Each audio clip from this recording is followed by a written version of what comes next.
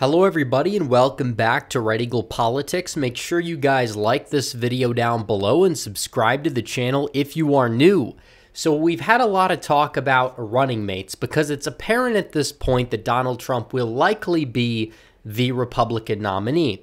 And a lot of people are speculating who is the best running mate for him to pick in order for him to not only win the presidential election, for it to help him win, help his viability, but also how can he choose somebody solid maybe to pass the torch? Or obviously you have to think about the fact that what if some things happen and the VP has to assume the office? They can't be somebody who's a total pushover.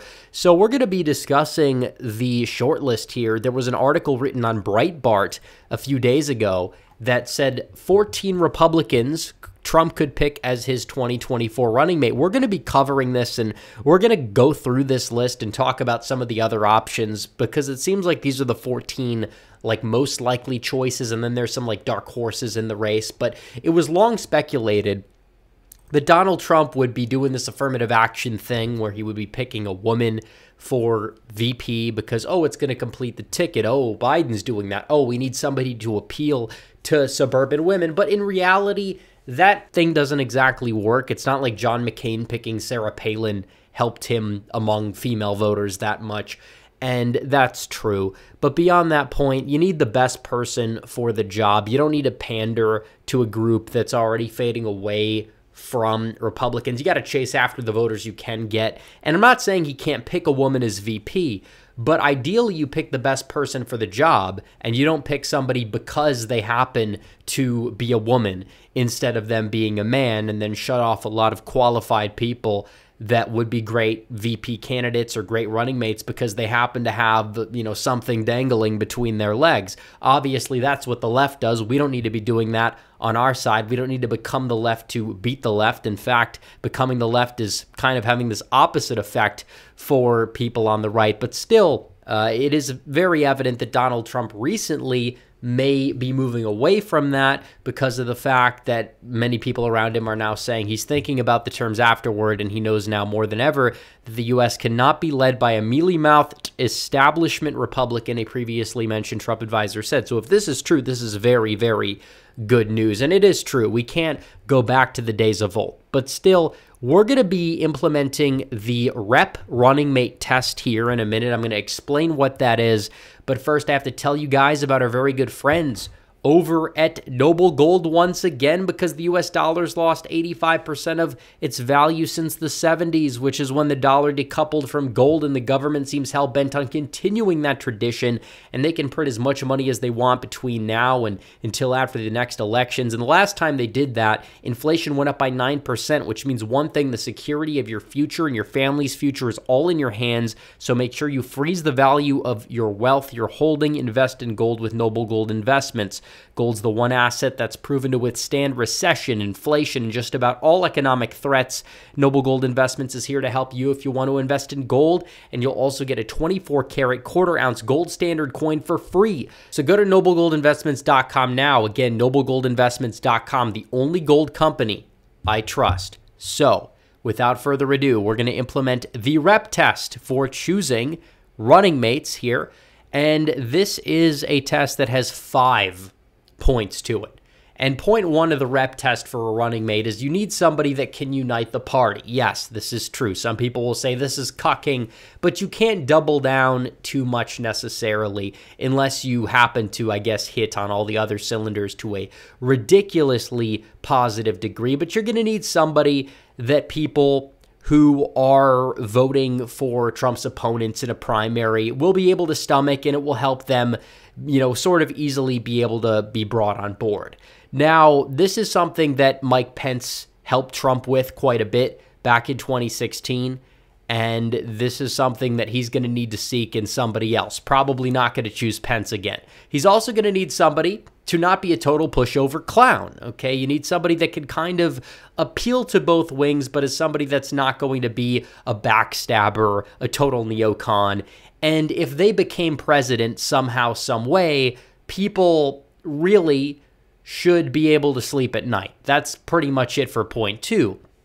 Point three is that they need some regional appeal, and they need to bring something to the table electorally. What is their unique strength? If they're from like Iowa or Ohio, when they have like a Rust Belt appeal, that's going to help out in places like Wisconsin, Michigan, Pennsylvania. Of course, if there's somebody from Georgia or South Carolina, that's going to help out quite a bit with that Sun Belt appeal. So obviously, when you're picking somebody, you need somebody who can have that appeal, who could bring something to the table. Mike Pence definitely, with Trump in 2016, helped him out with evangelicals, but he was also from Indiana, which is in the Midwest, and that arguably was a net positive as well on that point. But also, for point four, you need to pick somebody who can either carry the torch or realistically would not be able to, in the case of the fact that he needs to pick somebody for VP who would, service the ticket, but not necessarily be able to go up there in 2028 and carry the torch.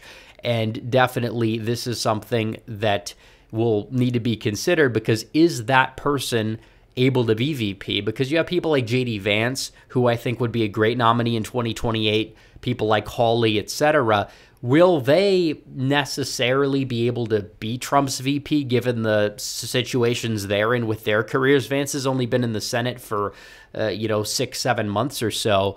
And if Trump picks him to be VP less than 2 years into his tenure as senator, I don't know. That's kind of a gamble. And also, you're going to need somebody who would perform decently in the debate. A lot of people see the VP debate that will be taking place in October before the election, and that's kind of arguably one of the biggest roles of the VP. So you need someone who's very decent at debating. So without further ado, that is the 5-point rep test. I understand not everybody is going to fit into all 5 categories. I get that. But still, that's kind of what you're looking for in the VP that can help you win the election, but also be solid. You're going to have to kind of hit the middle ground there.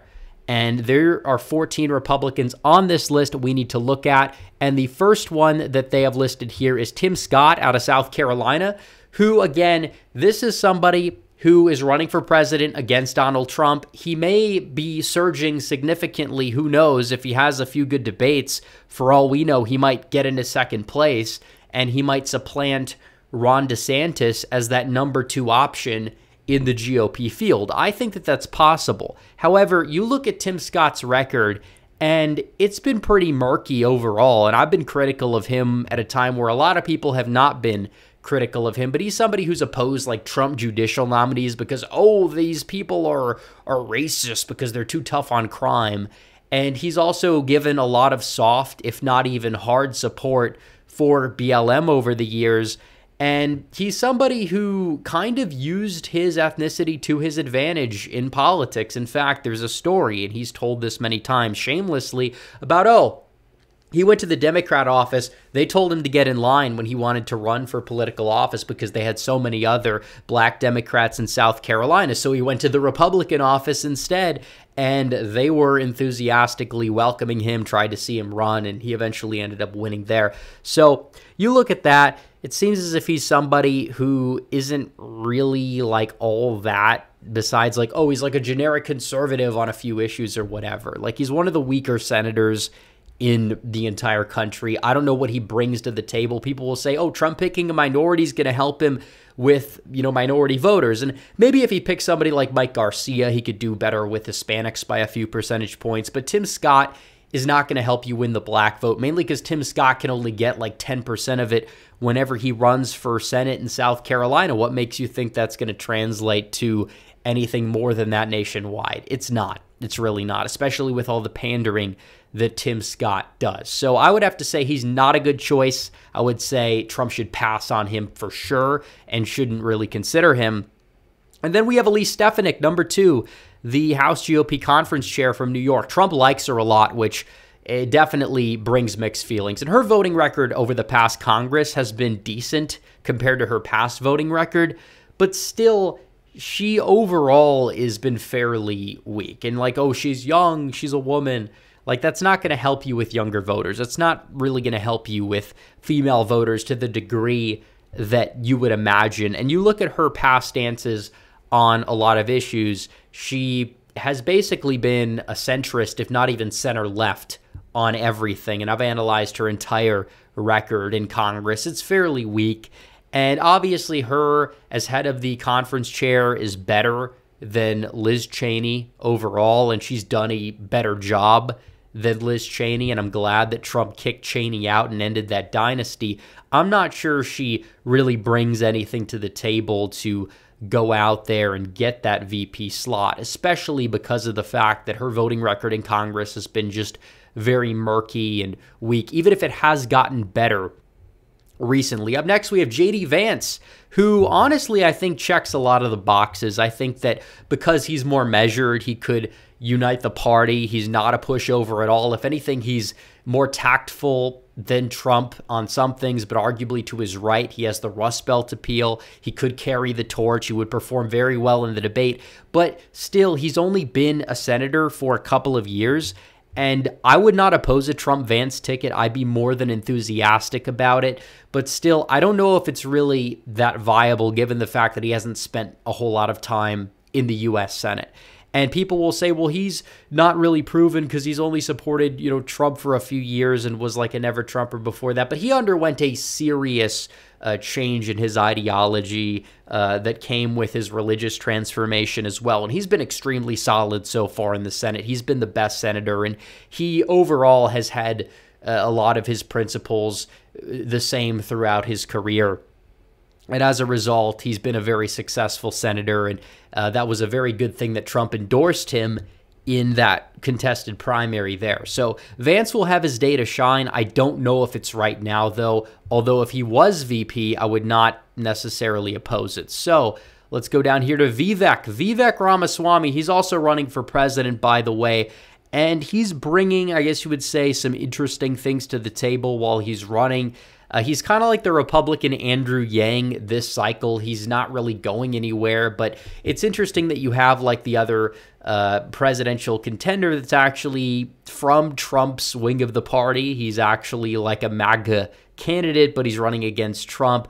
But still, has he been entirely vetted? Not necessarily. You hear like something come up at his past every other week or so, and in between that, he'll say a few base things and get a lot of coverage for that. So I don't really know. I think Vivek is like a more of a cabinet member type than a VP type, but that's the way I see it right now. So next we have Byron Donalds from Florida, and he's awesome. And I think he could potentially help unite the party. He's not a pushover. He's from Florida. Maybe you have that Sun Belt appeal in there. Maybe it'll help him out in Georgia, help Trump out in North Carolina a little bit as well.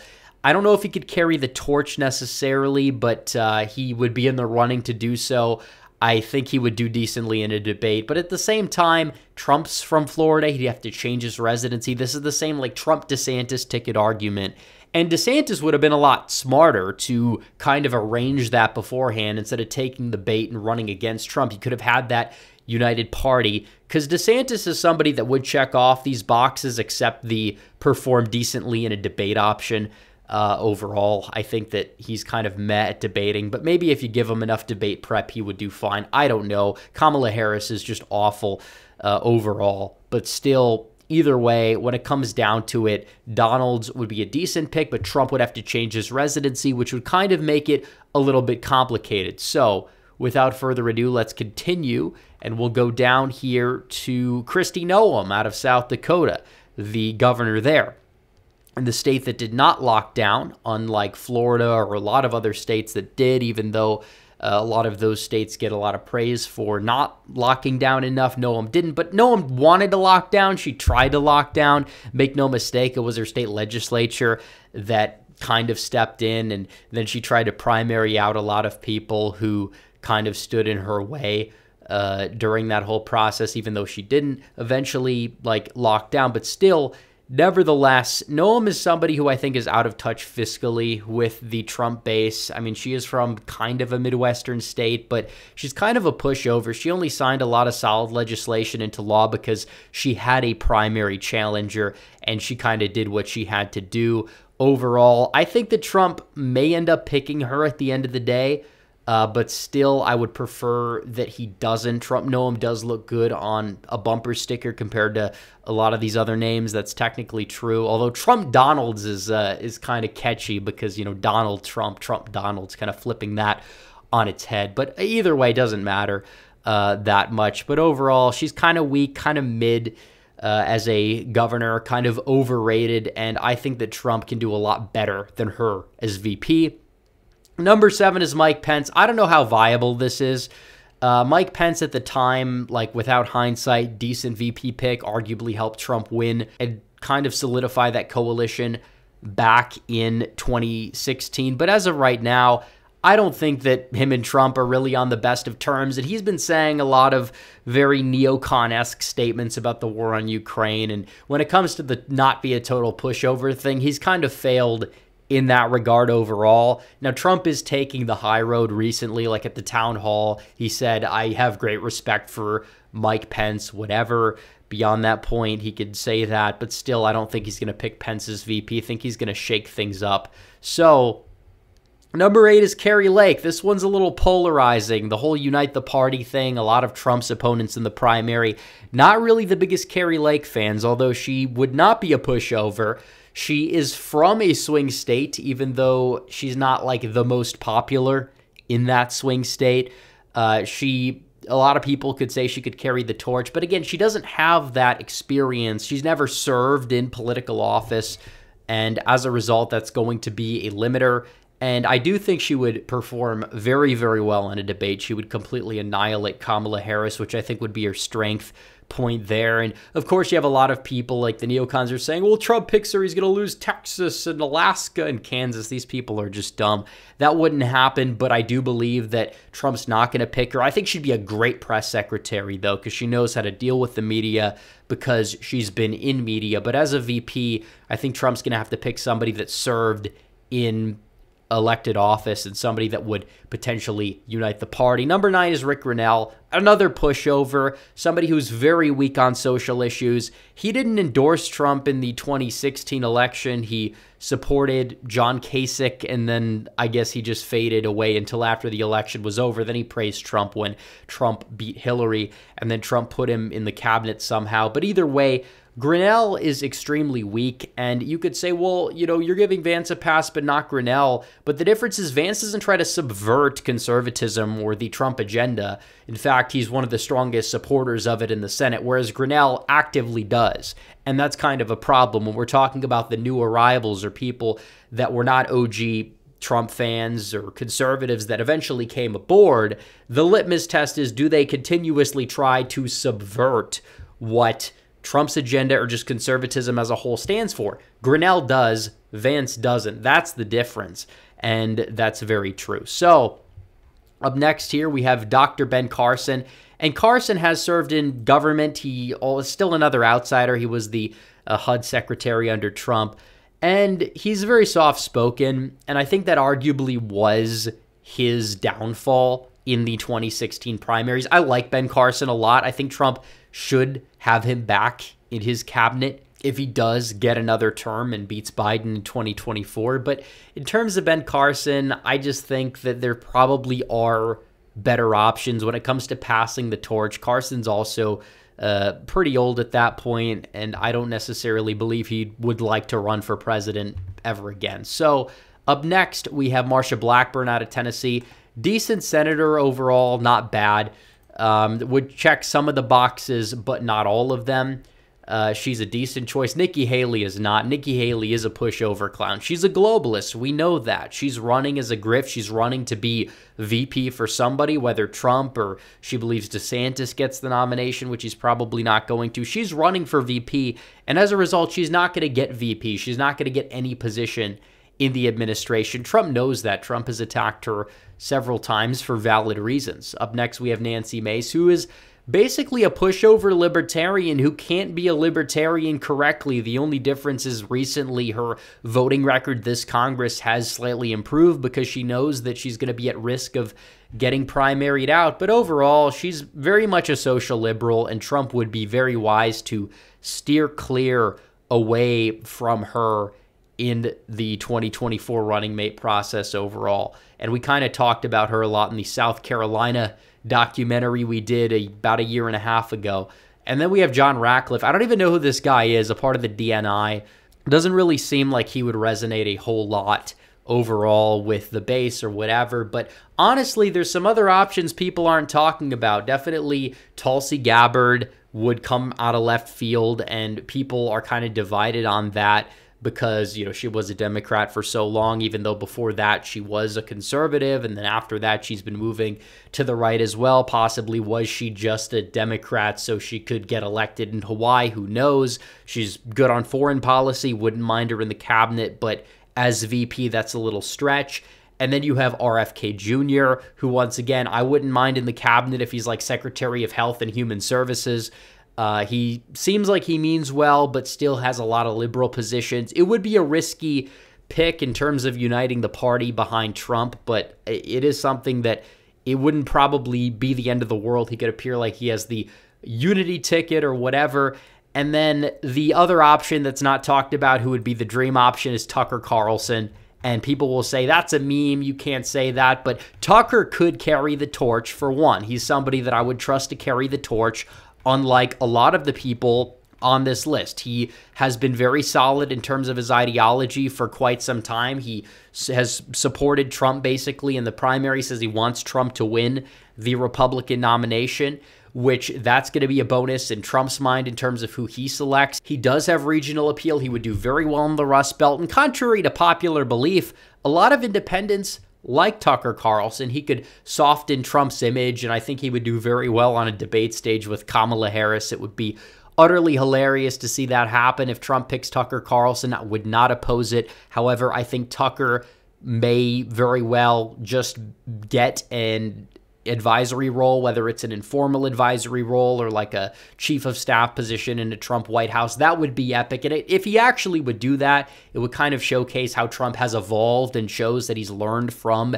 his mistakes that he made in the first term ahead of his second term. And I think it would be awesome. So it really comes down to that. Who's he going to pick as VP? I don't know. A lot of people are mentioning people like Kim Reynolds, the governor of Iowa, who is not supporting Trump or DeSantis in the primary. She's kind of fence-sitting because she has to, because she's governor of the first caucus/primary state there. Who knows what's going to happen? She'd be a decent choice overall. She's been very solid as governor. Wouldn't necessarily be my first choice for 2028, but we'll really have to see. It seems like the jury is still out on a lot of people. Comment down below who you want Trump to choose as VP, because it seems like there's a lot of choices, but you have to pass the rep test to some degree. Maybe not check every box, but check at least 3 or 4 of those 5 and not like completely fail on one to the point where it would limit the viability of the ticket. So anyways, guys, thanks for watching this video.